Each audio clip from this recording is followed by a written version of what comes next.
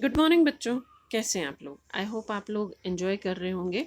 और आज हम लोग जो है एक नया चैप्टर शुरू कर रहे हैं, लॉस्ट स्प्रिंग। और ये बहुत ही इंटरेस्टिंग लेकिन हार्ट टचिंग स्टोरी है उन बच्चों की जो कि गार्बेज कलेक्टर्स हैं, जो हमारे गलियों में कूड़ा करकट और कचरा इकट्ठा करते हैं, पेपर्स इकट्ठे करते हैं। उनकी स्टोरी है, वो क्या सोचते हैं, वो कैसी ज़िंदगी जीते हैं। तो यहाँ जो मेन कैरेक्टर है इस स्टोरी का वो है साहिब, और राइटर जो है वो उससे इंटरैक्ट करता है। तो यही सीन यहाँ पे दिखाया गया है। समटाइम्स आई फाइंड अ रूपी इन द गार्बेज, कि कभी कभी मुझे इस गार्बेज यानी कि कूड़े कचरे में एक आध रुपया मिल जाता है। Why do you do this? I asked Sahib, whom I encounter every morning scrounging for gold in the garbage dumps of my neighborhood। कि मैंने साहिब से पूछा कि why do you do this, कि तुम ये क्यों करते हो। whom I encounter every morning, जिससे कि मैं रोज दो चार होता हूँ या जिससे मिलता हूँ। यहाँ एनकाउंटर का वैसे तो मतलब होता है मुठभेड़, बट दिस इज नॉट मुठभेड़। यहाँ है रोज आमना सामना होना। एवरी मॉर्निंग स्क्राउंजिंग, स्क्राउंजिंग होता है जो कूड़ा करकट वगैरह सामान है उसमें कुछ ढूंढना।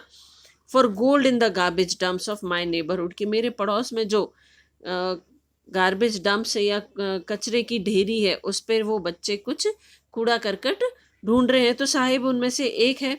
Sahib left his home long ago, कि साहिब ने अपना घर जो है वो बहुत पहले ही छोड़ दिया था। Set amidst the green fields of Dhaka. अब साहिब का घर कहाँ था पहले? ढाका में, जो कि हरे भरे खेतों के बीच था। His home is not even a distant memory, हालांकि उसकी यादों से ज़्यादा दूर नहीं है। There were many storms that swept away their fields and homes, his mother tells him. Sahib की माँ बताती है कि जब हम वहाँ रहते थे तो बहुत सारे हमारे खेत थे, लेकिन वहाँ जो बाढ़ आ जाती थी, स्टॉर्म या तूफान आते थे, उनमें हमारे खेत और घर जो है वो बह जाते थे। That's why they left and looking for gold in the big city where now he lives. और इसी वजह से उन्होंने ढाका का अपना घर छोड़ा और इस बड़े शहर में वो आ गए रहने के लिए, जहाँ की ये लोग उस कचरे में कुछ न कुछ गोल्ड ढूंढते हैं। यहाँ गोल्ड उनके लिए गोल्ड धातु नहीं है, बल्कि इनके लिए गोल्ड है इम्पॉर्टेंट चीज़ जो उनकी लाइफ में काम आएगी। I have nothing to do else, he mutters. वो बड़बड़ाते हुए बोलता है, लुकिंग अवे। वो इधर उधर ढूंढता है और बड़बड़ाते हुए बोलता है, मेरे पास और कुछ करने को है भी तो नहीं। गो टू स्कूल, आई से ग्लिबली। ग्लिबली होता है वाचालता से या बेफिक्री से। लेखक बोलता है स्कूल चले जाओ, realising immediately how hollow the advice must sound. जल्दी ही लेखक को ये एहसास हो गया, रियलाइज हो गया कि हॉलो, हॉलो यानी कि खाली, कि ये मेरी एडवाइस, जो स्कूल जाने की एडवाइस, उसको वो कितनी खोखली है। There is no school in my neighbourhood, when they build one I will go. तो साहिब कहता है मेरे पड़ोस में कोई स्कूल नहीं है, लेकिन जब बन जाएगी मैं चला जाऊंगा। If I start a school will you come, I ask half joking. उसका मजाक, मतलब मजाक करते हुए लेखक पूछता है, अगर मैं स्कूल खोलूँ तो तुम आ जाओगे? Yes, he says smiling broadly. बड़ी बड़ी सी मुस्कान के साथ वो कहता है, हाँ बिल्कुल आ जाऊंगा। A few days later I saw him running up to me, is your school ready? अब ये सारी बात लेखक तो भूल गया, लेकिन साहेब को याद आता है, और वो कुछ ही दिनों बाद लेखक के पास दौड़ते हुए आता है कि क्या आपका स्कूल तैयार हो गया है? It takes longer to build a school, I say embarrassed at having made a promise that was not meant. अब लेखक को समझ में आ गया कि उसने कितनी बड़ी गलती की, कैसा बेवकूफ सा उसको प्रॉमिस कर दिया। और लेखक शर्मिंदा हुआ। तो शर्मिंदगी से वो बोला कि it takes a longer to build a school, कि एक स्कूल बनने में तो बहुत समय लगता है, but promise like mine abound to every corner in this, in his bleak world.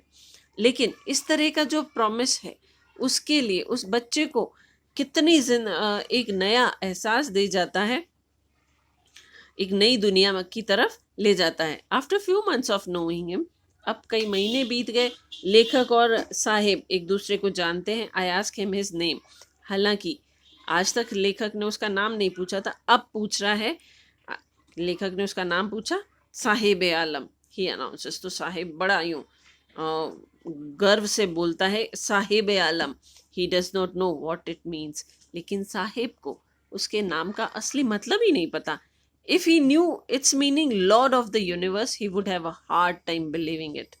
लेकिन अगर साहिब को अपने नाम का असली मतलब पता चल जाता, जिसका कि मतलब है लॉर्ड ऑफ द यूनिवर्स, इस ब्रह्मांड का देवता या मालिक, तो साहिब खुद ही विश्वास नहीं करता कि उसके जैसे एक रैग पिकर या इस कचरा बीनने वाले का नाम इतना शानदार हो सकता है. Unaware of what his name reference, he roams the streets with his friends.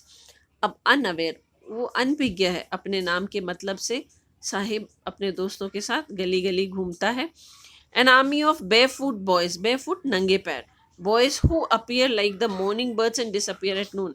ये बच्चे जो हैं नंगे पैर गलियों में कचरा ढूंढते हैं और नंगे ही पैर सुबह सुबह आते हैं और दोपहर होते होते गायब हो जाते हैं. सुबह आते हैं क्योंकि ठंड होती है, इजीली उनको गर्मी नहीं लगती और सारा वो ढूंढ सकते हैं.